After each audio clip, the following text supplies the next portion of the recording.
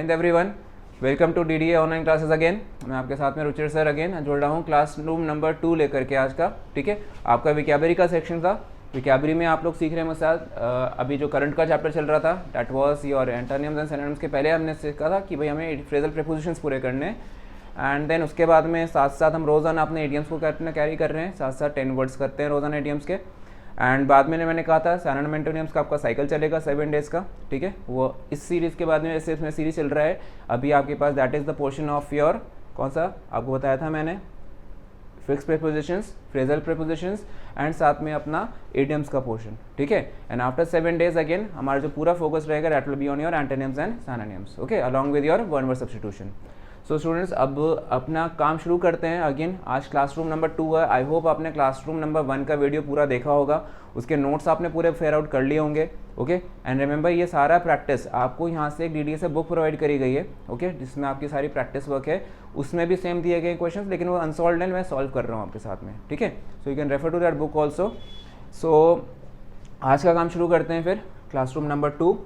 Again Ruchir sir फिर से आपके साथ में जुड़ रहा हूँ। ओके, एंड अगेन वीडियो को लाइक करना मत भूलना अगर पसंद आए, and if you are new to the channel तो do subscribe. Okay, and again साथ में अपना जो टेलीग्राम लिंक है उसको देखो नीचे डिस्क्रिप्शन में दिया हुआ है, उसको आपको साथ में अपना सब्सक्राइब कर लेना है ताकि आपको नोटिफिकेशन मिले एंड जो ये जो क्लास वर्क है इसका पूरा PDF आपको मिल जाए। ओके, सो स्टूडेंट्स अब देखो कॉन्सेप्ट वाली बात चल रही थी, पहले भी कहा था कि आपको पहले कॉन्सेप्ट बेस्ड स्टडीज़ करवाऊंगा। ठीक है, नाउ इस पोर्शन के अंदर आपके पास लास्ट जो डिस्कशन था उससे आगे रह रहे हैं, थोड़ा सा थ्योरी का अपने कंटेंट आएगा, उसके बाद में फिर अपना और पोर्शन देखते हैं। ना एक क्वेश्चन आता है सर बिटवीन, अमंग और अमंग्स का इस्तेमाल कैसे करना है। ओके, सो अब पहले इसको सीख लेते हैं, फिर इसके बाद इसके क्वेश्चंस लगाएंगे तो आपको ज़्यादा ईजी पड़ेगा। ओके, सो देखो सबसे पहला बात जो नॉर्मल एक कॉमन टर्मिनोलॉजी हम यूज़ करते हैं, बिटवीन का यूज़ जो होता है दो के बीच में, कहते हैं दो, बिटवीन का प्रयोग होता है दो के बीच, बिटवीन टू। जैसे राम एंड श्याम के बीच में तो क्या बोला गया, between Ram and Shyam. Okay, so क्या लिखा मैंने example, the match will be played between India and Australia. ठीक है, डैट इज़ यहाँ पे सिर्फ दो के बीच की बात हो रही है। तो जब हम लोग दो के सेंटर की अगर इस तरह से बोले कि भाई एक इंसान यहाँ है एक इंसान यहाँ है, इनके बीच में कॉन्टेस्ट होने वाला है, तो इसके साथ में हम लोग क्या एड्रेस करने वाले हैं, यूज़ ऑफ बिटवीन। ओके, ना देखो एग्जाम्पल और देखो, she was sitting between her husband and her father, तो यहाँ पे आपको देखो फिर से बिटवीन का यूज़ हुआ। ओके, रीजन बिंग दो के बीच की बात चली। Divide these mangoes between you and me. Okay, अच्छा एक चीज़ आपको और पता होना चाहिए कि जब प्रीपोजिशन लगाते हैं तो प्रीपोजिशन के बाद में जब हम प्रोनाउन लगाएंगे तो उसके साथ में जो प्रोनाउन का नेचर होगा दैट विल बी ऑब्जेक्टिव। ठीक है, तो क्या प्रोनाउन यूज करना है आपने, when you apply a pronoun preposition के बाद में it has to be objective. तो इसमें कभी कभी ऐसा भी क्वेश्चन आता है, वो लिख देता है बिटवीन यू एंड आई, तो आपको उसको एरर दिखाना है, वहाँ पे यू एंड आई नहीं होगा, it will be you and me, और जो यू होगा वो भी कौन सा होगा आपके पास, यूज ऑफ ऑब्जेक्टिव नेचर वाला। ठीक है, तो प्रोनाउंस चैप्टर में आप इसको डिटेल में डिस्कस करोगे मेरे साथ में, लेकिन देखो यही कहते हैं कि ये सारे इंटरकनेक्टेड चैप्टर्स होते हैं। प्रीपोजिशन सीख रहे हैं, प्रीपोजिशन में भी फ्रेजल वर्ब चल रहे हैं, लेकिन बात किसकी हो रही है, प्रोनाउंस के ऊपर हो रही है, क्योंकि क्वेश्चन तो जुड़ के आता है ना एग्जाम में, कोई अलग से हेडिंग तो नहीं देगा। हाँ, अगर विकैबरी में पूछ ले तो ऑफकोर्स हेडिंग अलग से आएगी। सो फिर भी लॉजिक को समझना है, बिटवीन का प्रयोग किसमें होता है, it is just to indicate between two, दो के बीच में। ओके, सो अगले पोर्शन में एग्जाम्पल्स अभी इकट्ठे बनेंगे इसके आगे जाकर के आपके पास। ओके, नाउ नेक्स्ट जो स्लाइड है इसमें आपके पास एप्लीकेशन बिटवीन की और जो एक्स्ट्रा यूज़ होता है उनके ऊपर बात कर लेते हैं। ठीक है, बिटवीन का प्रयोग कभी कभी दो से अधिक के लिए होता है। ठीक है, जबकि पारस्परिक मतलब रिलेशनशिप हो जाए लेकिन म्यूचुअल रिलेशनशिप होता है, वो इंटरडिपेंडेंट होते हैं एक दूसरे पे। ठीक है, जैसे क्या बोला उन्होंने कि the tournament to be played, ठीक है, to be played between India Australia and New Zealand. यहाँ तो कॉमन क्या है, यहाँ पे कॉमन जो है टूर्नामेंट है। ठीक है, डैट इज़ जब हम बिटवीन का यूज़ दो से ज़्यादा के लिए अगर करने लगते हैं which is allowed in grammar, लेकिन इसके साथ में क्या होता है आपके पास पारस्परिक संबंध या फिर इसमें बोलते हैं म्यूचुअल रिलेशंस, मतलब ये एक कॉमन ऑब्जेक्टिव के लिए काम चल रहा होता है। एक तो ये चीज़ है। फिर आपके पास बिटवीन का जो दूसरा एक्सेप्शन है, जब बिटवीन का इस्तेमाल दो से ज़्यादा के लिए हो जाता है, it is when we get words like alliance, agreement, union, unison, such words. Okay, इनके साथ में आपको क्या लगाना है, बिटवीन। अगेन क्या लिखा है, there is an alliance between the 3 European nation, तीनों यूरोपियन नेशंस के बीच में 3 हैं वो। अगेन अमंग और अमंग्स की बात हो सकती थी, लेकिन अलायंस वर्ड के साथ में क्या पेयर कर जाता है, बिटवीन का यूज़। ओके, देन आगे देखिए, अप्लाई ऑब्जेक्टिव केस, अभी पीछे बोला मैंने आपको apply objective case after a preposition. ठीक है, तो there is no enmity between him and me, ये राइट आंसर होगा। अगर मैं इसको ही एंड आई कर देता हूँ that will be an error. Okay, so बातें चली बिटवीन इंडिकेट्स जस्ट टू, ठीक है, लेकिन एक्सेप्शंस में क्या चला गया कि अगर बिटवीन का इस्तेमाल मोर देन टू के लिए हो जाता है, लेकिन कब होता है, जब सबसे पहली बात कुछ वर्ड्स मिलें, जैसे कि आपके पास ये वर्ड्स मेंशन्ड है यहाँ पे अलायंस एंड ऑल दैट, या फिर अंदर सेंटेंस के अंदर म्यूचुअल रिलेशनशिप दिखे, ठीक है, कोई कॉमन ऑब्जेक्टिव हो सबका, तो आपको उसके अंदर बिटवीन इस्तेमाल करना है फॉर मोर देन टू। इसमें से ये जो रूल आपने सीखा है म्यूचुअल अंडरस्टैंडिंग वाला, ये इंपॉर्टेंट रूल है, इसको एग्जाम में पूछा जा चुका है, ध्यान से इसको स्टडी करिएगा। ओके, देन अगले पोर्शन में बढ़ते हैं। नेक्स्ट पोर्शन में देखिए आपके साथ में क्या डिस्कस हो रहा है। बिटवीन का बाद जो कंजंक्शन लगता है, कभी हम बिटवीन का इस्तेमाल टाइम के लिए करते हैं, ठीक है, तो बिटवीन के बाद कंजंक्शन लगता है, उसके इस्तेमाल में क्या आता है, एंड का इस्तेमाल। मतलब दो बातें ध्यान रख लो, सेंटेंस के अंदर फ्रॉम के साथ में आपको टू का इस्तेमाल दिया जाता है, लेकिन बिटवीन के साथ में आपको एंड का इस्तेमाल करना है, ठीक है। मतलब अगर कोई वहाँ पे डिस्कशन चल रहा है, मीटिंग चल रही है, तो क्या बोलेंगे, फ्रॉम 10 to 11, ऐसे बोला उसने। लेकिन अगर मैं बोलता हूँ दो के इसमें बिटवीन लगा करके, तो मैं क्या बोलूँगा, बिटवीन लिखा उसने 10 and 12 ऐसे करके। तो यहाँ पे बस पेयरिंग में आपको ध्यान रखना है, कंजंक्शन एंड का इस्तेमाल होगा, एंड फ्रॉम के साथ में क्या लगता है आपके पास, टू का इस्तेमाल। आगे जाके इसकी एरर्स दिख सकती हैं। और एग्जांपल्स देखें थोड़े से बिटवीन के बारे में, फिर उसके बाद उसके क्वेश्चंस लगाते हैं। क्या लिखते हैं कि बिटवीन का इस्तेमाल जो होता है वो नाउन या प्रोनाउन अगर देखा जाए, तो इसमें साथ में जो नाउन और प्रोनाउन होता है वो प्लूरल होता है। आप सोच सकते हो क्यों होगा, रीज़न बीइंग कि यहाँ पे दो की बात हो रही है। Between can not indicate just one, it is for two, या फिर in some cases more than to.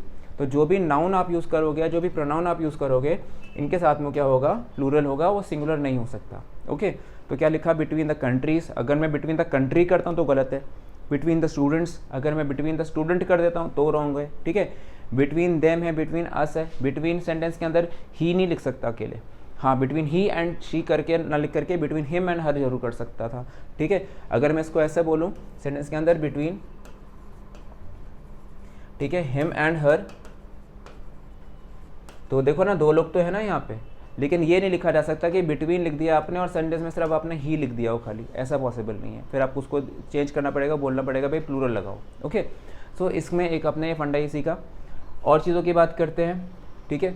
Between का इस्तेमाल जब हम ईच के साथ देखते हैं तो कहते हैं भाई बिटवीन एंड ईच साथ साथ नहीं आने चाहिए, ठीक है। तो क्या लिखते हैं कि बिटवीन के बाद कभी ईच एवरी के प्रयोग में कहते हैं कि एरर दिखाई जाती है, इनके यूज़ में एरर दिखाई जाती है। जैसे कि बोला उसने कि between each boy, between every girl, ये रॉन्ग है। ओके, तो क्या लिखा उसके अंदर, बिटवीन के साथ में ईच एवरी का पेयरिंग गलत होता है, ये नहीं मानना चाहिए। लेकिन देखा थोड़ा सा ध्यान रखो, अगर सेंटेंस के अंदर यहाँ पे मेरे पास इस्तेमाल में आ जाता है ना कि जैसे कि अमंग और अमंग्स्ट की बात, तो उसका इस्तेमाल भी मत करने लग जाना, क्योंकि सिर्फ यहाँ पे दो की बात हो रही है। आपका आंसर क्या रहेगा, आप सिर्फ क्या बोलोगे, बिटवीन के साथ में आपको आंसर लगाना पड़ेगा बॉयज करके, जैसे भी पीछे बात चली थी कि प्लूरल नाउन होता है, ठीक है। देन फिर यहाँ पे क्या लिखा आपने, बिटवीन के साथ में आपने यूज़ करा गर्ल्स का, ये इसका राइट आंसर बनने वाला है, ठीक है। तो ऐसे ध्यान रख के चलना है। तो the batsman blue whistles between the balls, मतलब यहाँ पे ये इसका अप्रोप्रिएट सेंटेंस होगा। बिटवीन एवरी बॉल क्या ना गलत सेंटेंस माना जाएगा। अगर लिख देता है बिटवीन एवरी बॉल,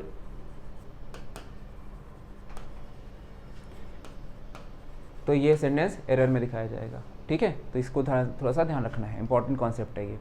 आगे को देखिए, अमंग और अमंग्स्ट की बात करते हैं। अमंग का प्रयोग मोर देन टू के लिए होता है और अमंग्स्ट का इस्तेमाल में मोर देन टू के लिए होता है। ये आपस में इंटरचेंजेबल होते हैं, ठीक है, ऐसा ज़्यादा डिफरेंस नहीं होते हैं। हाँ, कहा यह जाता है कि अमंग्स्ट का इस्तेमाल वाउल्स के साथ में, अमंग का इस्तेमाल कॉन्सोनेंट्स के साथ में होता है। वो हम लोग सीखते हैं आर्टिकल चैप्टर के थ्रू, ठीक है।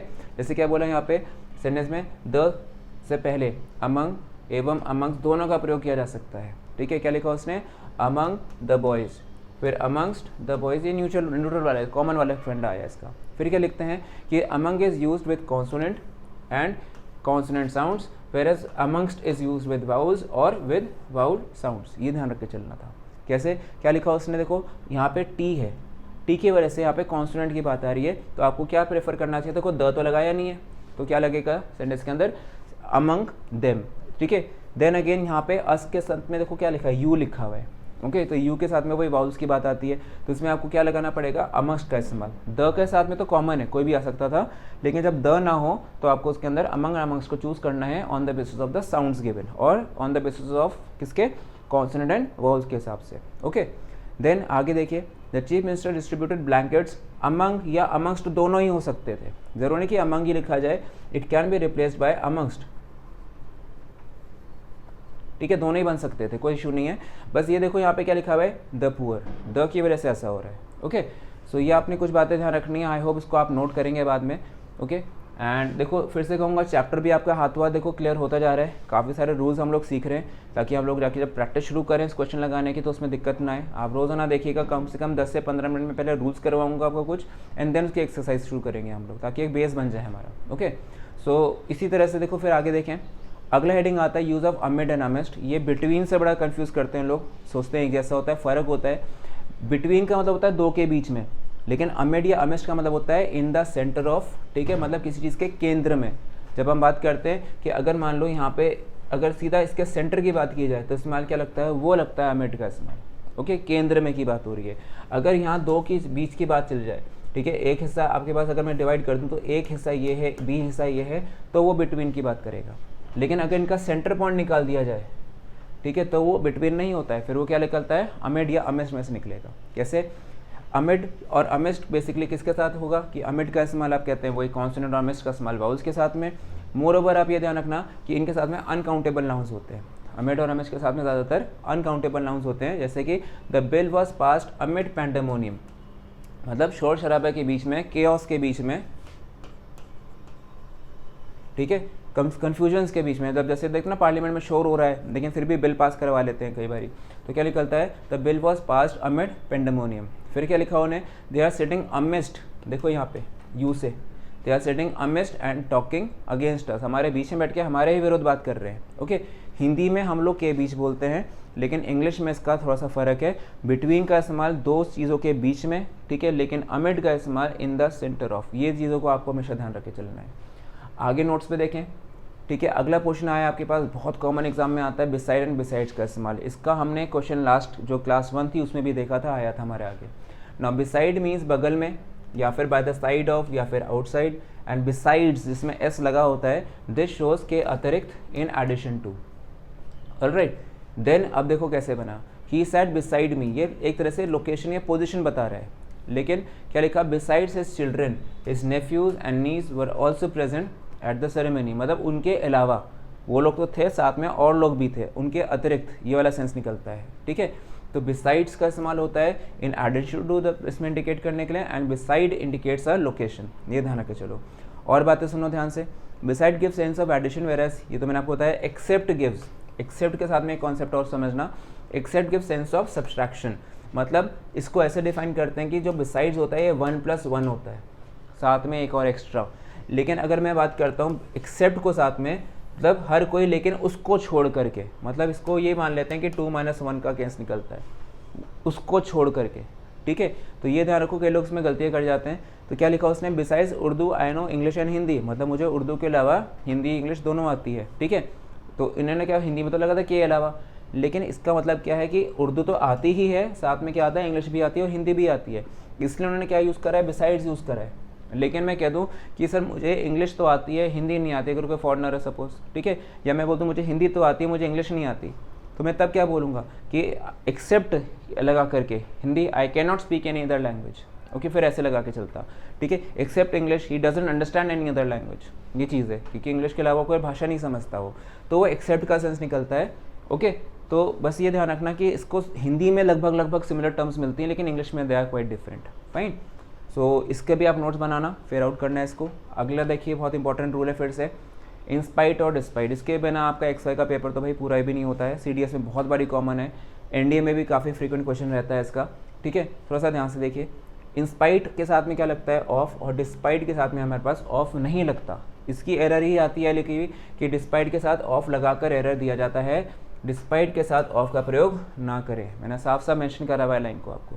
ठीक है, तो क्या लिखा उसने, despite being rich he is not happy, मतलब अमीर है फिर भी खुश नहीं है। ठीक है, और थोड़ा सा इसमें कहते हैं एडवर्सेटिव नेचर से हल्का सा निकलता है, इसमें रिवर्स नेचर निकलते हैं। ठीक है, सो इसमें क्या ध्यान रखना है, इंस्पाइट ऑफ होने के बाद भी, डिस्पाइट ऐसा होने के बाद भी। ठीक है, तो बस ये ध्यान रखो, पेपर में क्या लिखा, डिस्पाइट ऑफ,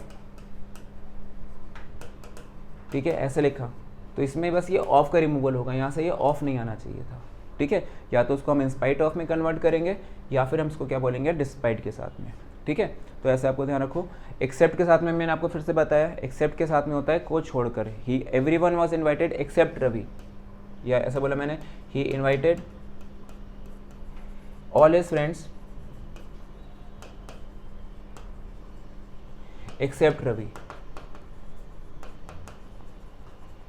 मतलब सबको बुलाया उसने, रवि को छोड़ दिया, तो इसमें निकलता है एक्सेप्ट का सेंस। ठीक है, तो उसको डिस्पाइट और इंस्पाइट से बिल्कुल मिक्स नहीं करना, इसको जो पीछे भी आपने सीखे बिसाइड एंड बिसाइड्स उसके साथ मिक्स नहीं करना, थोड़ा सा केयरफुल रहना, पेपर में सेंस समझना, अपना आप ही आंसर आपको आ जाएगा। ओके, देन अगला देखिए, नेक्स्ट क्वेश्चन में आता है अक्रॉस। मैंने आपको कल लास्ट क्लास में भी बताया था क्लास 1 में कि अक्रॉस और जो बियॉन्ड का रूल होता है काफ़ी डिटेल में जाके हम लोग क्लास में डिस्कस करते हैं।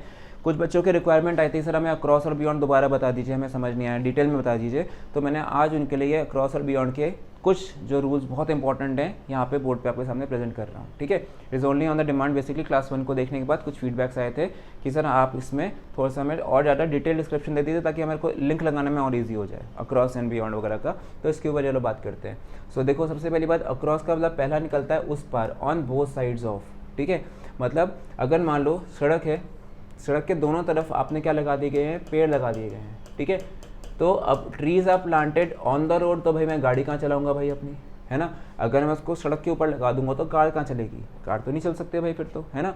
तो क्या लगाते हैं वो कि वो सड़क के दोनों साइड्स पर उसको लगा देते हैं। ठीक है, ट्रीज को, तो यहाँ पे क्या लगाया गया, trees are planted across the road. एक तो ये सेंस आया। फिर सपोज क्या हुआ, उस पार का सेंस देना है, मैं रोड के यहाँ पे, सपोज ये रोड चल रही है, मैं यहाँ खड़ा हुआ हूँ और मुझे डीडीए जाना है, डीडीए की बिल्डिंग सड़क के इस पार है, तो मैं क्या करूँगा, आई विल गो अक्रॉस। ठीक है, I will go across the road. ठीक है, एक साइड से दूसरी साइड मैं क्रॉस करूँगा उसको, उस पार जाऊँगा। He is waiting for me across the road, वो सड़क के उस पार मेरी वेट कर रहा है। ठीक है, देखो फिर ऑन बोथ साइड्स ऑफ का सेंस निकलता है। अब सोचो, अगर एक तो मैंने दिया कि ऑन बोथ साइड्स, एक दोनों साइड्स पे एक सेंस निकला है कि ट्रीज आर प्लांटेड वाली बात। फिर क्या हुआ, सपोज एक रेलवे ट्रैक थी, अब रेलवे ट्रैक के ऊपर एक पेड़ गिर गया, तेज तो आंधी तूफान आया और पेड़ गिरा हुआ है, और पेड़ गिरने का कुछ इस तरह का सीक्वेंस है भाई। देखो ये पेड़ कुछ ऐसा गिरा पड़ा है ट्रैक्स के ऊपर टूट करके, तो यहाँ पे फिर से क्या लगेगा, a tree fail across the lines. ठीक है, across the railway line that caused an accident. ठीक है, तो मतलब यहाँ पे ये जो ट्री था ये इसके आर पार गिरा हुआ था, ये चीज़ है। ठीक है, फिर देखो अगला, कम अक्रॉस, ये बहुत इंपॉर्टेंट एक फिक्स प्रेपोजिशन है। कम अक्रॉस, अचानक मिल जाना, यूं ही मिल जाना। ठीक है, मतलब रास्ते में जाते अचानक आपको स्कूल फ्रेंड मिल गया आपका, तो you came across your friend. Okay, अब यहाँ पे एरर ये आती है कि इसमें ये लोग क्या लगा देते हैं, suddenly. Come across suddenly superfluous होता है, ये साथ साथ इस्तेमाल नहीं होते हैं। कम अक्रॉस तो होता है अकस्मात है, उसका मीनिंग अकस्मात है, तो उसमें आप साथ में सडनली का इस्तेमाल नहीं करेंगे, ये ध्यान रखें। ठीक है, ध्यान रखें कि कम अक्रॉस के साथ अचानक मुलाकात होना होता है, इसलिए हम लोग कम अक्रॉस के साथ सडनली का इस्तेमाल नहीं करते हैं, ध्यान रखिएगा, नहीं करते हैं। उसके बाद दिखा कि when I was going to college I came across my childhood friend, ये सेंटेंस आपके पास करेक्ट है, इसमें कोई इशूज़ नहीं है। ओके, अगली कुछ बातें, हमारे पास कम अक्रॉस के साथ में विद भी नहीं लगता। ठीक है, ये लाइन का ध्यान रखो, कम अक्रॉस के साथ में एक तो सडनली वर्ड नहीं लगाना है, और कम अक्रॉस विद का इस्तेमाल भी गलत होता है। यहाँ लिखा उसने कि I came across with him, that's an error. Answer क्या होगा, आई केम अक्रॉस हिम। ठीक है, इसका राइट वर्जन होगा। तो फिक्स प्रीपोजिशन में इसके क्वेश्चन बहुत मिलते हैं, जरा ध्यान से करिएगा कि कम अक्रॉस विद नहीं लगाना है और कम अक्रॉस के साथ में सडनली भी नहीं लगाना है। ओके, तो ये कुछ इंपॉर्टेंट चीज़ें आई जिसमें अक्रॉस के ऊपर लेकर के आपको डिस्कशन मिला आपको। अब बात करते हैं बियॉन्ड। ठीक है, अब सपोज क्या हुआ कि ओशन की बात करते हैं। ठीक है, ओशन में कुछ ऐसा होता है कि एक ऐसा हिस्सा होता है कि कहते हैं कि सूरज डूब रहा है या उग रहा है, होराइजन बोलते हैं उसको, हम लोग क्षितिज कहते हैं। ठीक है, तो अब क्षितिज पर होराइजन पे कुछ ऐसा सीन हो जाता है कि आपको ना यहाँ पे एक सिल्वर सी लाइन बन जाती है, गोल्डन सिल्वर सी लाइन बन जाती है। एंड पहले ज़माने में मानते थे कि यहाँ पे धरती जो है ख़त्म हो गई, अब धरती आसमान एक हो गया, ये इनका एक बिलीव होती थी। ठीक है, तो कहते थे कि भाई we can not see beyond the horizon, ऐसा लगा के चले कि उसके पार हमें नज़र नहीं आ रहा है, अननोन प्लेसेस बताता है बेसिकली है। उसके बाद दूसरा मीनिंग जो आता है बियॉन्ड का, उसका मतलब होता है अदर देन, के बाहर। ठीक है, ये वाला होता है सेंस। जैसे कि बोलता है उसने कि the old man had no other source of income beyond his pension, मतलब पेंशन के अलावा उसके पास आमदनी का कोई और जरिया था ही नहीं। तो ये होता है कि बाहर कोई जरिया नहीं था या उसके अलावा कोई जरिया नहीं था, अदर देन का सेंस देता है यहाँ पे। ठीक है, तो यहाँ पे बियॉन्ड का निकलता है आपके पास use of other than. Okay, फिर बियॉन्ड ऑफ वगैरह मत लगाना कुछ, इसके साथ में कोई प्रीपोजिशन और ऐड नहीं होता है, ठीक है, अकेला यूज़ होता है। फिर अगले क्वेश्चन पे देखिए, हमारे पास आता है use of on upon and O double F of का इस्तेमाल। ओके, ये भी बहुत इंपॉर्टेंट हेडिंग है। इसके बाद विद एंड बाय का हेडिंग होगा, फिर आपके एमसीक्यू स्टार्ट हो जाएंगे। ना देखिए इसके अंदर आपके पास ऑन अपॉन और ऑफ की बात ज़्यादा कर लेते हैं। अगर कोई चीज़ जो है ना सतह पर रुकी हुई है, सपोज एक टेबल है, ठीक है, अब इस टेबल पे यहाँ पे एक फ्लावर वाज रखा हुआ है, मतलब आपने ला करके एक गुलदान रख दिया है टेबल पे, ठीक है। अब ये फ्लावर वाज जो रखा हुआ था एक जगह पे स्टिल रखा हुआ है, तो क्या लिखा जाएगा था, flower was is kept on the table, ठीक है, सरफेस को कॉन्टैक्ट कर रहा है। फिर क्या लिखा उसने, सपोज यहाँ पे एक बॉल थी जो टेबल पे रोल करने लग गई, ठीक है, आपने उसको पुश करा, बॉल ने रोल करने का एक्शन करा, तो वो दिखा रहा है सरफेस पर मोशन, सरफेस पर मूवमेंट हो रहा है, things in motion in respect of a surface. तो आपको ध्यान रखना है सेंटेंस के अंदर, the ball rolled upon the table, ठीक है, the ball rolled upon the table.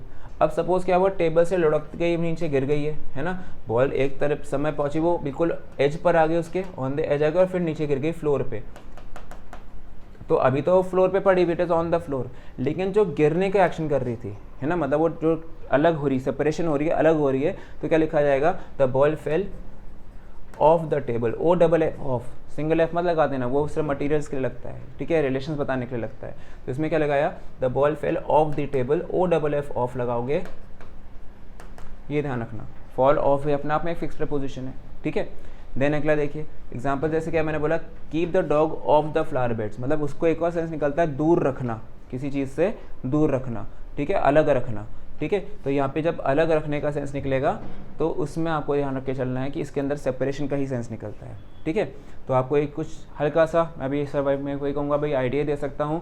Offline classes की बात है, डिटेल में ऑफलाइन में जाते हैं हम लोग, ठीक है। फिर से कहूँगा ऑनलाइन क्लासेस में इतने डिस्कशन डिटेल में शायद अभी ना हो पाए, क्योंकि मेरा जो सेक्शन चल रहा है वो विकैब का चल रहा है। इसमें हमें थोड़ा सा ये थ्योरी लेना पड़ रहा है, क्योंकि इसके साथ में विकैब जुड़ा हुआ आता है, क्योंकि फ्रेजल प्रीपोजिशंस आ रहे हैं, ओके। सो ये रीज़न है इसको डिस्कस करने का। अदरवाइज ऑनलाइन में आगे जाके लेक्चर्स बनाऊंगा थोड़े से मैं प्रीपोजिशन चैप्टर अलोन के, थ्योरी चैप्टर्स के, तो फिर आपको पूरा डिस्कशन में दे सकता हूँ। लेकिन तब तक ऑफलाइन क्लासेस के बारे में सोचिएगा, they are far more better than online classes, okay. चलो एनीवेज आगे देखते हैं। विद एंड बाय का इस्तेमाल, विद का इस्तेमाल इंस्ट्रूमेंट के लिए, बाय का इस्तेमाल भाई एजेंट के लिए होता है, ऐसे बोलते हैं। तो इसका मीनिंग समझो क्या है, इसके बाद क्वेश्चन स्टार्ट हो रहे हैं आपके। नाउ अब देखो, अगर मेरे पास एक एप्पल है, ओके, अब एप्पल बना लेते हैं आपके लिए, ठीक है। तो यहाँ पे एक एप्पल है, अब इस एप्पल को भाई काटना है, ठीक है। अब काटने के लिए मुझे चाहिए एक चाकू, है ना। अब नाइफ बनाना पड़ेगा भाई आप लोगों के लिए, नाइफ बनाना पड़ेगा, मुश्किल काम है भाई, है ना। तो अब कोई नहीं, बनाते हैं, ठीक है। तो क्या बनाया भाई, एक तो चाकू बनाना पड़ेगा, ठीक है। अब नाइफ को साथ में भाई आपने उसको यूज़ करा है, काटने के लिए यूज़ करना है, ठीक है। अब इसके आपको एक इंसान भी चाहिए जो इस नाइफ का यूज़ करेगा, ठीक है। तो apple was cut dash Ravi dash a knife, ठीक है। अगर मैं ऐसे बोलता हूँ कि एप्पल को काटा रवि ने, चाकू से काटा, ठीक है।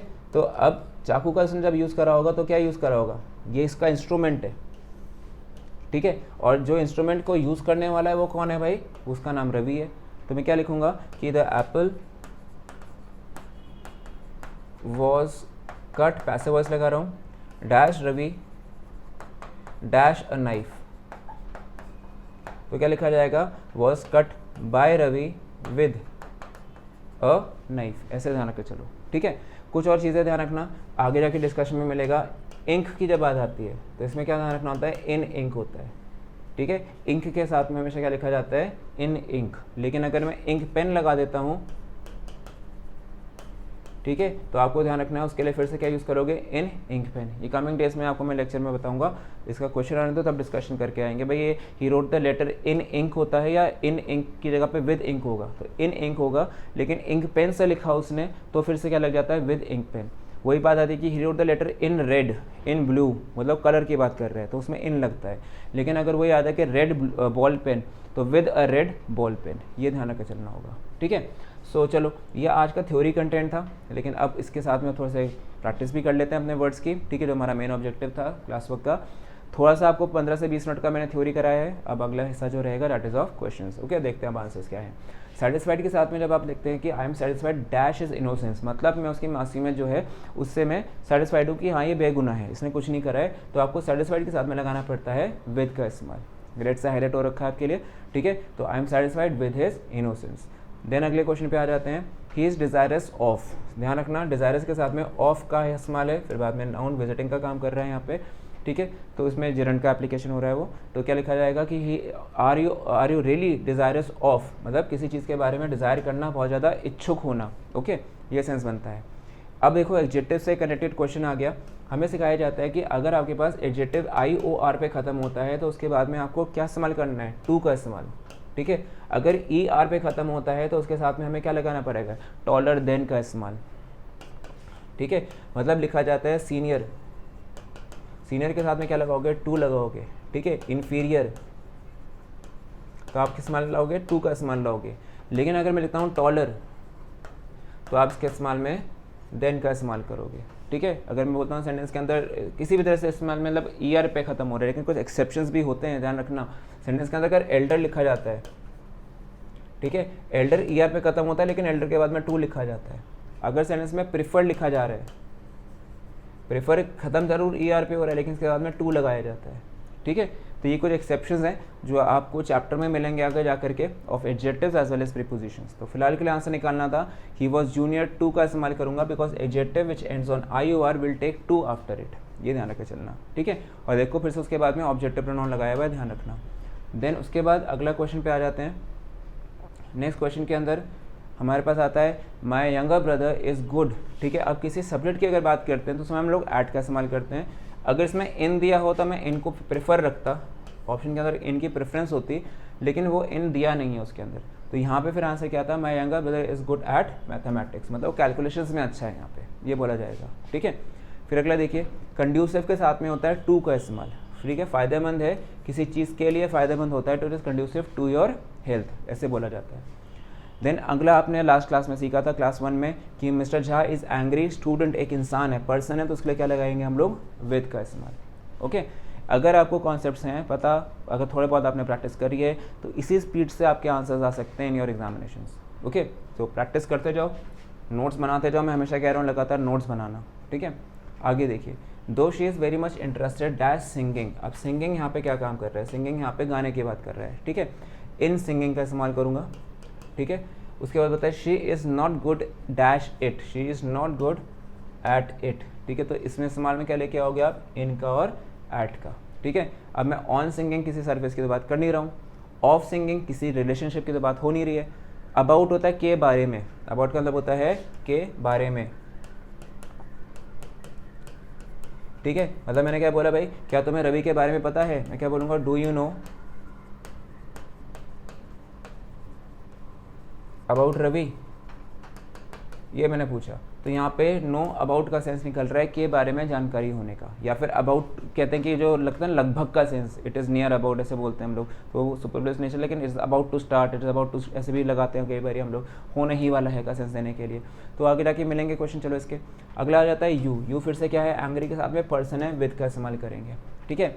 फिर अगला है कि अ प्लांटन इज सिमिलर, सिमिलर के साथ में लगता है टू का इस्तेमाल, सिमिलर टू का इस्तेमाल में लेके आओगे, सिमिलर टू, ठीक है।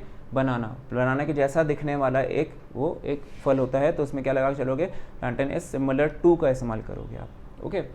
आगे क्वेश्चन देखें, नेक्स्ट निकलते हैं अकस्टम्ड। अकस्टम्ड होता है किसी चीज़ की आदत रखना, ठीक है, हैबिचुअल होना। अब ये जरा ध्यान रखना कि हैबिचुअल वर्ड जो होता है, हैबिचुअल के साथ में हम लोग ऑफ लगाते हैं, ठीक है, लेकिन अकस्टम्ड के साथ में, ठीक है, उसके साथ में आप लगाओगे टू का इस्तेमाल। और एक और वर्ड होता है अडिक्टेड, टू का इस्तेमाल, ठीक है। फिर एडिक्शन, ऑफ का इस्तेमाल, ऐसे करके याद रखो उसे, ठीक है। तो हैबिचुअल ऑफ, अकस्टम टू, ठीक है, एडिक्टेड टू, जिसको भी हम लोग ईडी के साथ में इसमें टू लगा रहे हैं। अगर हम उसके अंदर आई1 का ट्रीटमेंट कर रहे हैं, हैबिचुअल नाउन के ऐसे ट्रीट लेके चल रहे हैं करने का, तो उसके साथ में हम लोग ऑफ का इस्तेमाल कर रहे हैं, ऐसे इसका याद रख के चलो, ठीक है। तो यहाँ पे क्या लगेगा, एडिक्टेड है, ईडी है, तो हमें टू का इस्तेमाल करना है, ठीक है। अगले निकलता है you are aware of. Aware of होता है जागरूक होना, अलर्ट होना, सतर्क होना या पता होना, किसी चीज़ के बारे में इन्फॉर्मेशन होना, ठीक है। अवेयर ऑफ मतलब वो अब्रेस्ट का सेंस निकलता है, वेल इन्फॉर्म्ड का सेंस निकलता है, ठीक है। तो अवेयर ऑफ द सिचुएशन, ठीक है, परिस्थितियों के बारे में जब हम जागरूक होते हैं, पता होता है, तो अवेयर ऑफ का इस्तेमाल करते हैं। अगले क्वेश्चन को देखिए, are you interested dash folk music, किसी चीज़ में, है ना, मतलब किसी फील्ड में, किसी आर्ट फॉर्म में अगर हम बात करते हैं तो हम लोग उसके लिए क्या लगाते हैं, इन का इस्तेमाल, ठीक है। आर यू इंटरेस्टेड इन, ठीक है, फोक म्यूज़िक, ये इसमें आंसर आएगा। इनटू आप लोग जानते हैं सरफेस चेंज होना बताता है, ऐट के बारे में यूजुअली टाइम वगैरह के बारे में होता है, स्मॉल प्लेसेस के बारे में होता है। विद अभी हमने सीखा है इंस्ट्रूमेंट्स के लिए होता है, ठीक है। या के साथ का सेंस और देता है, लेकिन अकम्पनी करने का तो कोई मतलब ही नहीं आ रहा है इसके अंदर, अलॉन्ग विद और अलॉन्ग का तो कोई सेंस ही नहीं आ रहा है, ठीक है। चलिए अगले देखिए, संतुष्ट होना, बी कंटेंट, कंटेंट विद होता है संतुष्ट होना, सेटिस्फाइड, ठीक है। तो B content with what you have, ठीक है, सेटिस्फाइड का सेंस देता है ये,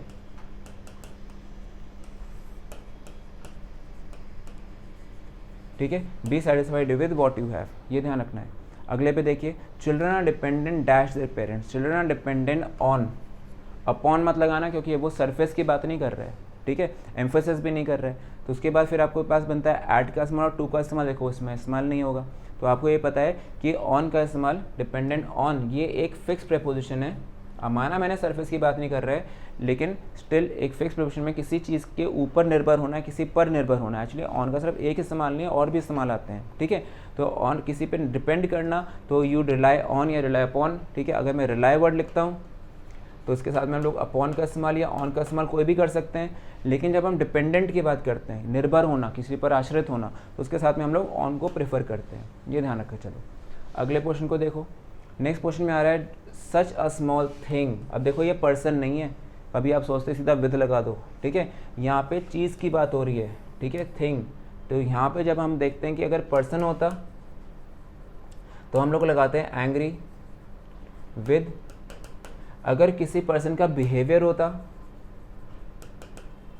या फिर कोई चीज़ होती है तो हम लोग उसमें लगाते हैं एंग्री एट का इस्तेमाल, ठीक है। या फिर अगर होता है किसी चीज़ के लिए का सेंस लेता है वो, तो उसमें फॉर का इस्तेमाल कर सकते हो, ठीक है। तो इसमें एट इस्तेमाल में आ नहीं रहा है, तो अगला बेस्ट आंसर क्या बनता है, यूज़ ऑफ फॉर, ठीक है। तो आंसर बनता है don't be so angry for such a small thing, इतनी छोटी चीज़ के लिए तुम इतना नाराज़ ना हो जाओ।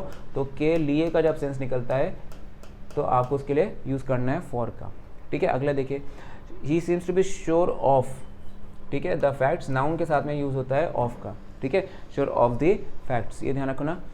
टूवर्ड्स की तरफ डायरेक्शन बताता है, ठीक है, कहते हैं bowler running towards the batsman and delivers the ball, ठीक है। देन टू का इस्तेमाल मतलब को का सेंस देगा, give it to Ram, give it to Shyam, या फिर he has gone to his home, ऐसे लगा के लोकेशंस, ठीक है। अबाउट का मतलब के बारे में वाली बात आ गई। तो आपको ध्यान रखना, he is not sure about the facts but he is sure of the facts, ये ज़्यादा सूटेबल एप्लीकेशन माना जाता है।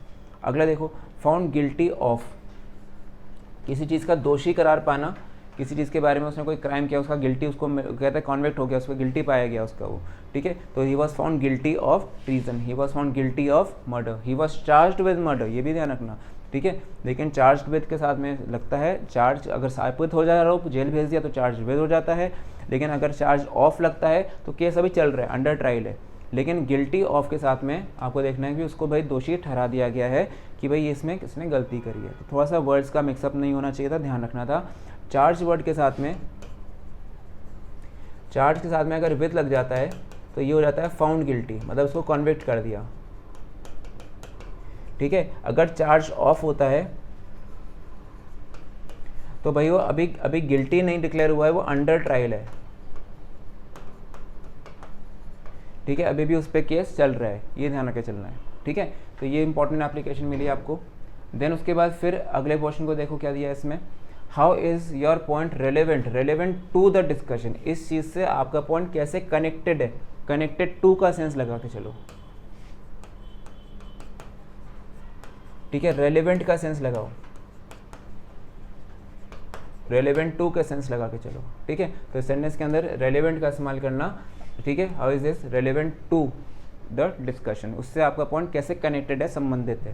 केपेबल ऑफ, किसी चीज़ के लायक होना, ठीक है, एबिलिटी होना,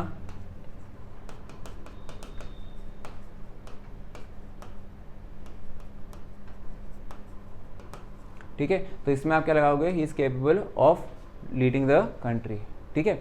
अगला निकलता है most people are afraid of, वो लोग डरते हैं, भयभीत होते हैं किसी चीज़ से, मतलब शार्क से वो लोग भयभीत होते हैं, ठीक है, most people are afraid of. बाकी ये देखो कोई भी एप्लीकेशन में आपके पास यूज़ में मैच नहीं हो रहा है। Okay, and I think I have made it clear कि OFF ऑफ सेपरेशन बताता है। The bomb went of in the market, ठीक है, the Apple fail off the tree. अच्छा, एक और चीज़ सुनो, एक होता है आपके पास ध्यान रखना कि फॉल के साथ में डाउन का इस्तेमाल, एक होता है फॉल के साथ में OFF ऑफ का इस्तेमाल। इसका फ़र्क क्या है? इसका फ़र्क यह है कि अगर सरफेस चेंज नहीं होती है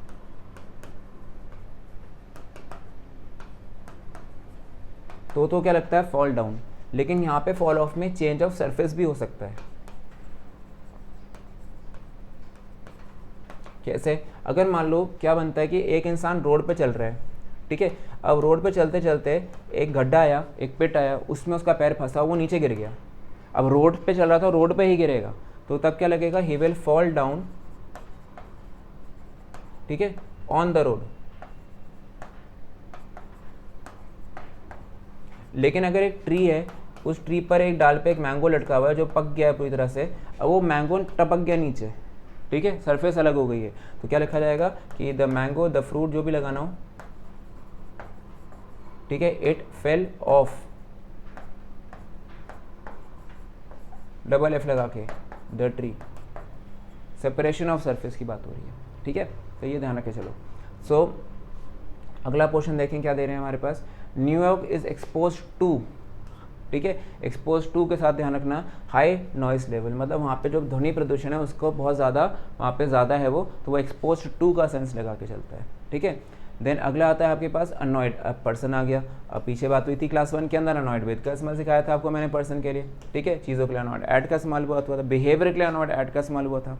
अगला निकलता है इक्वल, बराबर का, इक्वल टू, ओके, तो ध्यान रखना, ठीक है, she is equal to him in intelligence, दोनों आपस में बराबरी पे हैं इंटेलिजेंस लेवल पे, ओके, तो शी इज इक्वल टू का सेंस लगा के चलना, किसी चीज़ के बराबरी का होना, okay.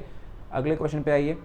She is fond of, किसी चीज़ को बहुत ज़्यादा पसंद करना होता है आपके पास, फॉन्ड के साथ में आपको यूज़ करना है ऑफ का। She is fond of ice creams, ठीक है।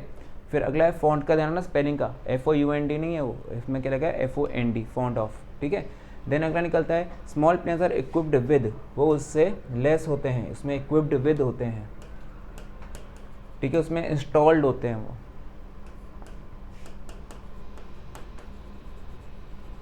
ठीक है, तो क्या लिखा जाएगा? द इंस्टॉल्ड विद पैराशूट्स, ये ध्यान रखे चलो। फिर अगला निकलता है the CEO claim to be innocent, अभी पीछे भी आया था वर्ड ये, इनोसेंट ऑफ, ठीक है, रॉन्ग डूइंग्स, मतलब वो उसने कोई भी गलत नहीं करा है, ठीक है, तो ये चीज़ को ध्यान रखो, he is innocent of any wrong doing. अगले क्वेश्चन पे बढ़ते हैं। They are committed dash solving the problem, अब कमिटेड टू का आंसर होना चाहिए था, ठीक है, वो प्रॉब्लम को सॉल्व करने के लिए कमिटेड है, उसके प्रति कमिटेड है, ठीक है, तो ये ध्यान रखना। टूवर्ड्स का मतलब डायरेक्शन बताएगा, ठीक है, मतलब की तरफ है।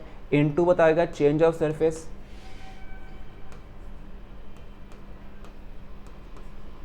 वो भी नहीं फॉलो होगा, ठीक है। इन बताएगा किसी चीज़ के अंदर ऑलरेडी, वो भी सेंस गलत है, तो इसमें आपसे क्या लगेगा आपके पास? कमिटेड टू का इस्तेमाल, ठीक है। जैसे कि अगला देखो, the book is full of photographs, उस किताब में भरी हुई हैं फोटोग्राफ्स, उनसे भरी पड़ी है वो, ठीक है, तो फुल ऑफ का सेंस लगता है।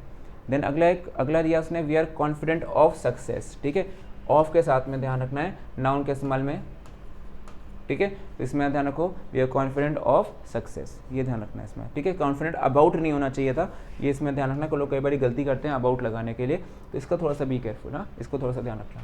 अगले क्वेश्चन पे देखिए, why are you angry with me, इस पर मैं और ज़्यादा नहीं बोलूँगा, बहुत बोल चुका हूँ इसके अंदर। डिफरेंट के साथ में देखो कल हुआ था डिफरेंस वर्ड, एक आया था वर्ड डिफरेंस, उसके साथ में बिटवीन लगाया था, ठीक है, तो अब डिफरेंस के साथ में तो मैं बिटवीन लगा रहा हूँ, लेकिन डिफरेंट के साथ में क्या लगाऊँ ये देखो जरा, ठीक है, तो ये आपके पास डिफरेंस बिटवीन का पेयरिंग हुआ, लेकिन डिफरेंट वर्ड के साथ में क्या लगता है? फ्रॉम, ठीक है, इट्स डिफरेंट फ्रॉम अदर्स, ठीक है, lifestyle in India is different from other countries, ऐसे लगा के चला, ओके। देन अगला निकलता है आपके पास your parents will be proud of you, किसी के ऊपर गर्व होना, तो प्राउड ऑफ यू। एक चीज़ का ध्यान रखना, प्राइड इन, एक ये वर्ड है किसके आता है? प्राइड इन का इस्तेमाल, तो प्राइड इन होता है मेरे बच्चों, जिसके अंदर बोला जाता है किसी चीज़ पर गर्व होना या एक तरह का अभिमान होना, लेकिन यहाँ पे हो सकता है एक तरह से शो ऑफ भी हो सकता है, ठीक है। लेकिन प्राउड ऑफ के साथ में क्या लगता है कि यहाँ पे किसी पे अभिमान होने का सेंस ज़्यादा स्ट्रॉन्ग निकलता है, ओके। सो स्टूडेंट्स आगे देखें। सो प्यारे बच्चों, अब देखो अगले निकलता है कि I am dash hypocrisy. Hypocrisy होता है जो कहता कुछ है करता कुछ है, अपने लिए कुछ रूल्स हैं, दूसरे के लिए कोई और रूल्स आ गए, ठीक है। तो आई एम अवर्स टू, ये चीज़ें ध्यान रखना। अवर्स टू का आता है, अवर्जन होता है घृणा। अवर्जन का मतलब क्या निकलता है? घृणा करना, हेट करना, ठीक है, टू हेट समथिंग। तो इसमें क्या निकलता है? हिपोक्रेसी देन एनीथिंग एल्स, उसको हिपोक्रेसी से घृणा है, नफरत है। तो अवर्स विद नहीं, अवर्स इन नहीं है, ये सारे पेयरिंग्स नहीं हो सकते। आंसर क्या बनेगा आपके पास? Hours to. अगले पे आइए, व्हेन आई वेंट इन, ये हिम नहीं है, ठीक। अच्छा ये हिम होगा, वो इन वेंट का एरर आ रहा है उसमें, एक सेकेंड इसको सही कर लेते हैं। इसको बनाते हैं कि when I met him in his home, ये मेट होना चाहिए था, टाइपिंग एरर है थोड़ी सी, ये वेंट नहीं है, ये मेट है, MET, ठीक है। When I met him in his home, ठीक है, I found him absorbed in, किसी काम में बिजी होना, ठीक है। We are absorbed in studies right now, ठीक है। तो किसी काम में बिजी होते हैं, तो अब्जॉर्ब्ड इन का मतलब होता है इसका बिजी होना, ठीक है, बिजी डूइंग समथिंग या बिजी इन समथिंग। अगले आइए, निकलता है I am grateful dash everything, किसी चीज़ के लिए आप थैंकफुल हैं, ठीक है, ठीक है, आप उसके लिए कहते हैं भाई थैंक यू, आपने सब जो कुछ किया मेरे लिए, you have done for me. I am also grateful dash you, यहाँ पे चीज़ आती है, ठीक है, उसके लिए हम लोग फॉर होते हैं ग्रेटफुल। लेकिन पर्सन अगर आ जाता है तो पर्सन के लिए हम लोग लगाते हैं टू। मतलब अगर मेरे पास ग्रेटफुल वर्ड आया और मैंने बात करी पर्सन को लेकर के, तो मेरे को उसके लिए टू लगाना है। लेकिन अगर मेरे पास थिंग्स आती हैं, और देखो इंडेफिनिट प्रोनाउन थिंग लिखा हुआ है, ठीक है, तो उसके लिए मुझे क्या लगाना पड़ता है? फॉर का इस्तेमाल, ठीक है। तो आंसर इसका डी मार्क होगा, डेल्टा वाला। ये था आपके पास 73rd क्वेश्चन, ठीक है। अगले क्वेश्चन पे बढ़ते हैं। The climate is not conducive to, ठीक है, सूटेबल टू, ठीक है, बेनिफिशियल टू, ठीक है, ऐसे लगा के चलते हैं, इस तरह से भी लग सकता है। तो इसमें कंड्यूसिव टू का इस्तेमाल ज़्यादा अप्रोप्रिएट लगना है। अगले निकलते हैं, everyone in this world is accountable to God for his actions, अपने कामों के लिए, अपनी डीड्स के लिए हम लोग भगवान के प्रति उत्तरदायित्व रखते हैं। अकाउंटेबल टू गॉड, ये अपना आप में एक फिक्स प्रेपोजिशन है, accountable to God for his actions या फॉर आवर एक्शंस, ओके। अगला देखिए, she was remarkably accomplished dash singing and dancing, ये हॉबीज़ हैं, ध्यान रखना, ये जेरंड्स हैं, ठीक है। कभी आपको ना ये वर्ब है ना, ये जेरंड के इस्तेमाल में आ रही है, हॉबीज़ हैं, ठीक है। तो अकम्पलिश्ड इन का इस्तेमाल करूँगा, ठीक है, she is accomplished in singing and dancing, ठीक है। या फिर she is an accomplished singer and dancer, फिर वैसे हो जाता, वो ईडी के साथ में आ जाता, रिक्वायर्ड नहीं होता वहाँ पे कोई फिक्स प्रीपोजिशन। लेकिन accomplished in singing and dancing की वजह से, इस जेरंड की वजह से ऐसा कुछ हो रहा है, वहाँ पे इन का इस्तेमाल होगा, ठीक है। आर्ट फॉर्म है फिर से, इसलिए इन लगा रहे हैं। अगले क्वेश्चन पे आइए। अगले क्वेश्चन में आ जाता है अब आपके पास इडियम्स का पोर्शन, फिर से 10 इडियम्स हैं। मतलब इसके बाद आपकी क्लास 2 ओवर हो जाएगी 10 इडियम्स पूरे करने के बाद, फिर क्लास 3 स्टार्ट होगी, ठीक है। प्लीज़ देखो, मैं थोड़ा सा फिर से कहूँगा, मैं बातों में टाइम ज़्यादा वेस्ट नहीं करता हूँ, सीधा मैं आपके साथ में स्टडीज़ की बातें कर रहा हूँ। टाइम कंस्ट्रेंट है, आपके पास इतना स्टडी वर्क है, देखो एग्ज़ाम देना है आपको, सितंबर का पेपर है आपका, we don't have enough time to, कहते हैं बिल्कुल time, no time to waste at all, ठीक है। इवन ये हमारा पास पोर्शन जो है स्पीड से करना पड़ रहा है। फिर से कोई दिक्कत आएगी आप मुझे ऑफलाइन मिलो आकर के, I will help you out, ठीक है। Otherwise if you are online, लग रहा है कि स्पीड तेज़ हो रही है, I can slow it down, no issues, लेकिन आप मुझे बताना कि कहाँ के किस अप्रोच को मेरे को रिवाइज करना है, ठीक है। एंड अगर आपको कुछ एक्स्ट्रा पॉइंट्स चाहिए होते हैं, जैसे मेरे पास स्टूडेंट्स का फीडबैक आया, जैसे आज की सर थ्योरी से थ्योरी ऐड कर दीजिए, उसमें हमें लिंक लगाना में ईजी होता है। तो same is again the case, अगर आपको कोई फीडबैक होता है तो please do just let me know कि कहीं सर फीडबैक में सर इस चीज़ को और बेटर कर दीजिए, तो नेक्स्ट क्लास में उस चीज़ को बेटर हो जाएगा, ठीक है। सो चलो अब आगे देखते हैं। ये बहुत इंपॉर्टेंट इडियम्स होते हैं, फिर से ध्यान रखना, सभी एग्जाम्स के लिए ज़रूरी है, ठीक है। तो लिखता है कि N arm and a leg, मतलब होता है कि a large possibly exorbitant amount of money, मतलब कहते हैं ना कि टू पे थ्रू द नोज, मतलब उस तरह से सेंस निकलता है कि मतलब बहुत ज़्यादा खर्चा करना, ठीक है। लार्ज अमाउंट ऑफ मनी का सेंस निकलता है, ठीक है। एक्सॉर्बिटेंट होता है बहुत ज़्यादा, ह्यूज अमाउंट ऑफ मनी, ठीक है, लार्ज अमाउंट ऑफ मनी, ठीक है। ये लार्ज अमाउंट ऑफ का सेंस देता है। फिर आगे जाइए कि बैक टू स्क्वायर वन, मतलब सपोज काम सारा किया, पता चला कि कैलकुलेशन में स्टार्टिंग में गलती हो गई थी, तो भैया बैठ के पूरा दोबारा से कैलकुलेट करो। तो आपने क्या करा, बैक टू स्क्वायर वन, मतलब जहाँ से आपने शुरू किया था वहीं पहुँच गए, सांप सीढ़ी का खेल नहीं होता, स्नेक्स एंड लैडर, और 99 पे स्नेक बैठा होता है, ऐसे स्नेक वो वहाँ पे 99 पे लैंड करोगे नीचे आ जाते हैं सबसे।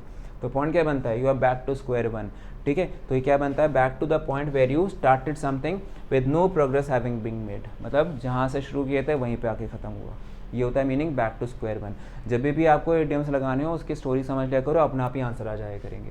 देन अगले क्वेश्चन को देखिए, बैक सीट ड्राइवर, एक तो ड्राइवर और पीछे बैठा हुआ है। कई बार तो हम गाड़ी चला रहे होते हैं, पीछे वाले बंदे भाई ऐसे करो, ये मत करो, ऐसे मत चलाओ, है ना, गाड़ी तो हम चला रहे हैं ना, let us decide what to do.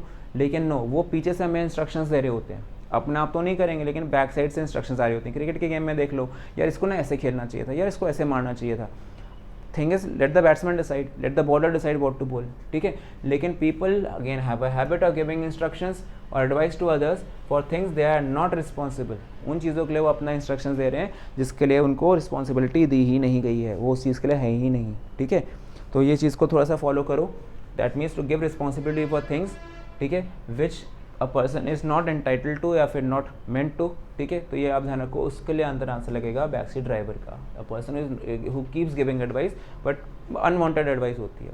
अगला निकलता है all bark and no bite, मतलब कुछ जो होता है ना, कहते हैं बादल गरजते हैं बरसते नहीं है, हिंदी में भी बोलते हैं। कुछ ऐसे डॉग्स जैसे देख लो, डॉग कुछ सिर्फ भौंकते रहते हैं, काटते नहीं है, काटने के लिए मतलब डर के पीछे भागते रहेंगे हल्का सा। तो पॉइंट बनता है कि बातें बड़ी बड़ी हैं, करने के लिए कुछ नहीं। तो क्या निकलता है कि be full of big talk. Big talk होता है कि डींगे मारना, मतलब चीज़ों को ना, मतलब बोस्ट करना, ठीक है। मतलब उसके अंदर कोई एबिलिटी नहीं है, बस वो बोस्ट करता है, ठीक है, मतलब डींगे मारता है लेकिन करता कुछ नहीं है, BOAST, ओके। फिर बोलता है कि बट लैकिंग इन एक्शन, करना कुछ नहीं है, ओके। कुछ पॉलिटिशियंस ऐसे हैं, पीपल हम ये करेंगे, हम वो करेंगे, but when the right time comes पता नहीं कहाँ चले जाते हैं, भाई विदेश हो, ठीक है। तो पॉइंट क्या बनता है कि all bark and no bite, ये सेंस निकलता है। अगले क्वेश्चन पे आइए, a fool and his money are easily parted, मतलब देखो पहले तो एक तो बेवकूफ़ आदमी है, कुछ पैसे आ गए, कब तक रुके रहेंगे, क्योंकि वो बेवकूफ़ आदमियों को लोग उसको बेवकूफ़ बना लेंगे, ठीक है। A foolish person spends money carelessly and will soon be penniless, मतलब इसके पास जैसे पैसा आएगा, people who are sensible will save money, दिल से कि भाई ठीक है अभी पैसा आ गया, इसको बचा के चलेंगे, क्या पता कब इसका हमें इमरजेंसी में इस्तेमाल मिल जाए। लेकिन this person is a spend thrift, ये तो पैसे खर्च कर रहा है, आते ही जेब में खर्च करना शुरू कर दिया विदाउट प्लानिंग एनीथिंग, ओके। तो ये सेंस निकलता है foolish person spends money carelessly and will soon be penniless. फिर देखो once in a blue moon, ये बहुत इंपॉर्टेंट फ्रेज है, बहुत बार एग्जाम में आया है। ब्लू मून मतलब होता है कि कभी कभी दिखने वाला ऐसा चांद जो कहते हैं आसमान में एक ही बार दिखता है, जैसे ईद का चांद नहीं बोलते हम लोग, जैसे पूरे साल में एक बार दिखता है वो हमें, ठीक है, फुल मून। तो इसमें क्या बोलेंगे कि ईद का चांद, वो भी पर्टिकुलरली हिंदी में ऐसे मुहावरे होते हैं, तुम तो ईद का चांद हो गए हो, ओके। तो क्या लिखता है, something which happens very rarely, ठीक है, और पर्सन जो आपसे बहुत कम मिले ऐसे भी हो सकता है, समथिंग विच बहुत जो ना के बराबर ही होता है, और रेयरली का मतलब होता है नेक्स्ट को जीरो, यानी कि हार्डली का सेंस देता है, ओके। तो इसलिए नंबर 6 का जो आंसर बनेगा डैट इज डी। अगले क्वेश्चन पे आ जाइए, blood is thicker than water, मतलब जो फैमिली रिलेशंस होते हैं, जो हमारे कहते हैं ना खून के रिश्ते जो होते हैं ज़्यादा मजबूत होते हैं, ठीक है। तो इसमें क्या लिखा जाएगा, family relations and loyalties are stronger and the most important ones, इसका आंसर सी बनेगा। फिर अगर निकलता है back to the drawing board, ये वैसे ही कुछ वर्ड है बैक टू स्क्वायर वन, ठीक है, लेकिन थोड़ा सा फर्क है, बैक टू स्क्वायर वन में आपकी प्लानिंग पहले से हो रखी थी, लेकिन यहाँ पे क्या केस हुआ, back to the drawing board मतलब आपकी प्लानिंग भी गलत थी, आपको दोबारा से प्लान आउट करना पड़ेगा सब कुछ, ठीक है। An idea which was not successful या was unsuccessful and now you have to devise a new idea, ठीक है, मतलब यहाँ पे आपकी प्लानिंग ही गलत हो गई थी, ठीक है। तो इसको हम लोग बैक टू स्क्वायर वन नहीं बोलेंगे, इसको क्या बोलेंगे, back to the drawing board, ठीक है। ये फ़र्क है दोनों फ्रेजेस के अंदर। वहाँ पे काम को आपने प्लान आउट कर रखा था, किसी रीज़न से आपको वापस स्टार्ट करना पड़ गया, लेकिन यहाँ पे तो आपकी प्लानिंग ही गलत हो रखी थी। ये डिफरेंस है दोनों फ्रेजेस का। आगे आ जाइए, barking up the wrong tree, मतलब सोचो गलत जगह पे काम करना काम को, ठीक है। परसुइंग अ मिसगाइडेड लाइन और अ कोर्स ऑफ एक्शन, मतलब जहाँ पे ज़रूरत थी वहाँ पे खोजबीन कर रही है पुलिस, ठीक है, जो जहाँ पे खोजबीन की जरूरत थी वहाँ पुलिस खोज ही नहीं कर रही है। तो क्या बनेंगे, they are barking up the wrong tree, ठीक है, मतलब यहाँ पे आपके पास उस जगह पे काम ना करके जहाँ के लिए वो चीज़ ज़रूरत थी, हमने किसी और जगह पे उस काम को कर दिया, ठीक है। तो this is the meaning of number 9 का जो आंसर बनेगा नंबर डी बनना चाहिए था, ओके। अगले निकलता है all good things must come to an end, this class is about to come to an end, okay. So मतलब हर अच्छी चीज़ का एक ना एक अंत ज़रूर आता है, किसी ना किसी समय पे वो अंत ज़रूर होती है। तो पॉइंट क्या बनता है, ठीक है, even enjoyable experiences can not last for ever, nothing is for ever, कुछ चीज़ हमारे पास हमेशा नहीं रहती है, चाहे अच्छी हो चाहे बुरी हो, थिंग्स चेंज, ठीक है। तो कहते हैं कि ऑल गुड थिंग्स, हर अच्छी चीज़ का कभी ना कभी तो समाप्त होता ही है भाई। आप क्रिकेट देखते, इंस्टॉल कर रहे थे, आप मूवी देखते, आप इन्जॉय कर रहे थे, लेकिन एट लास्ट मूवी तो खत्म हो जाएगी। ऑल गुड थिंग्स, ठीक है, all the good movie came to an end then, ठीक है। सो ये फ्रेज बहुत इंपॉर्टेंट थे, इन्हें आपको फॉलो करना था, ठीक है। सो आज आपका क्लास 2 पूरा होता है, ठीक है। आई होप आपने काफ़ी आज कंस्ट्रक्टिव काम किया होगा, ठीक है। आपको नोट्स बनाने हैं, ओके। फिर से मैं बार बार एम्फोसाइज कर रहा हूँ फॉर्मेशन ऑफ नोट्स, ठीक है। जितने नोट्स बनाओगे उससे आपकी प्रैक्टिस घर पे रहेगी। इफ़ यू फील लाइक कि मैं इसको सिर्फ देख लूँ वीडियो को और मैं सब कुछ आउटपुट निकाल लूँ, बच्चे नॉट पॉसिबल, ठीक है। You have to study hard, आपको ध्यान से रखना है।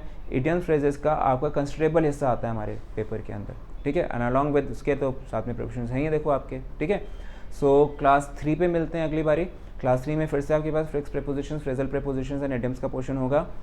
3 और क्लासेस उसके बाद और होंगी which will be dedicated to idioms and phrases, जहाँ मैं अप्रॉक्सीमेटली 500 से ज़्यादा क्वेश्चंस आपको करवा दूंगा इसके, along with meanings and all. उसके बाद में फिर अपना जो फोकस होगा that will be on your antonyms and synonyms, ठीक है। सो फिर से कोई दिक्कत हो डू लेट मी नो, बताइएगा, ठीक है। अगर आप नए हैं सब्सक्राइब करिएगा चैनल को, एंड भाई अगर अच्छा लगा फिर तो एक लाइक तो बनता है, ठीक है। सो देन मिलते हैं, थैंक यू सो मच, जय Hind everyone. Kindly subscribe D-Day YouTube channel and don't forget to press bell icon.